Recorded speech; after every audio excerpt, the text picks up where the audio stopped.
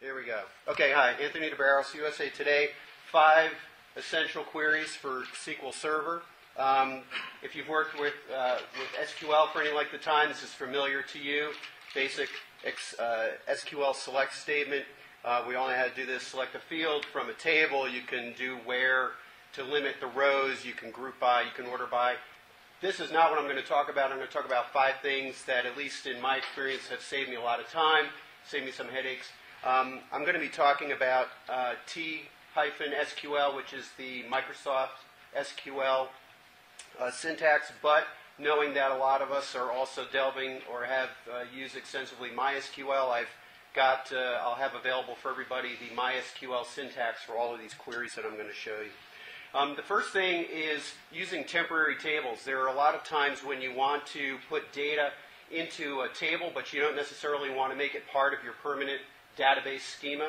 So in SQL Server, you can declare a table as a variable, and then you can load your data into a table, and then you can manipulate it. You can use it to join on other tables. You can do all the kinds of things that you would do with a regular table, put indexes on it, primary keys, and so forth. So here, for example, I've declared a variable for a table just called temp. It's got an identity or auto-increment field, a first name field, and I'm loading 3 rows into it. And when I do a select from that, this is what I get. I get a basic table. And I could use this table elsewhere in another query. I could use it in a stored procedure. I could use it to do a lot of different things.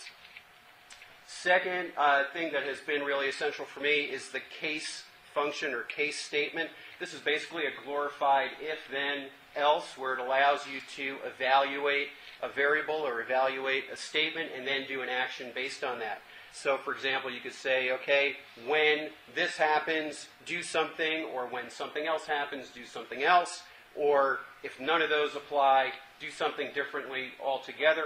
You can stack up those when-then statements. You can have 20 of them to evaluate. Where I like to use this is in updating a field in a table. Any of you who use SPSS like to recode variables from one field into another. You can do something like that with this. You can just, just going back, I've got a table here that I've declared, again, using temporary table variable.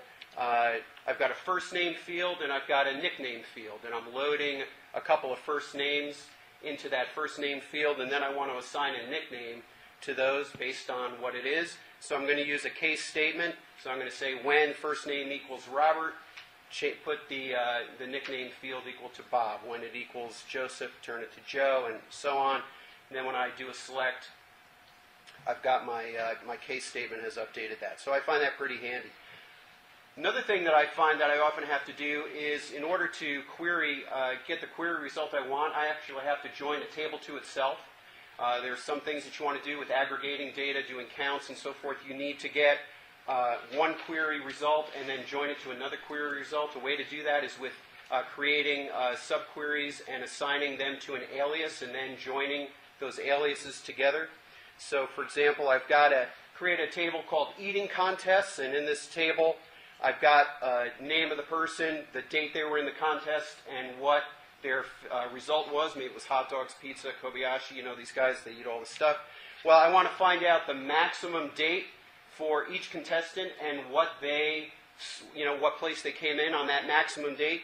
As far as I know, and I've tried, I don't think there's one SQL statement you can write just to do that. So what I'm going to do is get one of those results, assign it to an alias, and then join it to the other result.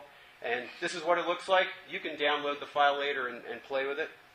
But essentially what I'm doing is creating a couple of select statements and assigning them to an alias, and then joining those. One is aliased just using the letter A, one is as B, and you can join them together. And then get your result. Ranking. We all like to rank things because we're journalists. We always like to interview our data and find out what's first and what's last.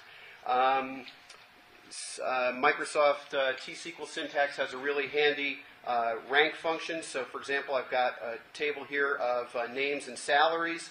All I have to do is, in my select query, just say rank over, order by, and what field I want to rank on, and give me as rank. That's something that I found MySQL doesn't yet have. Hopefully they'll put it in another version, but I did find a way to do it for MySQL syntax, and I'll provide that for anybody who wants it.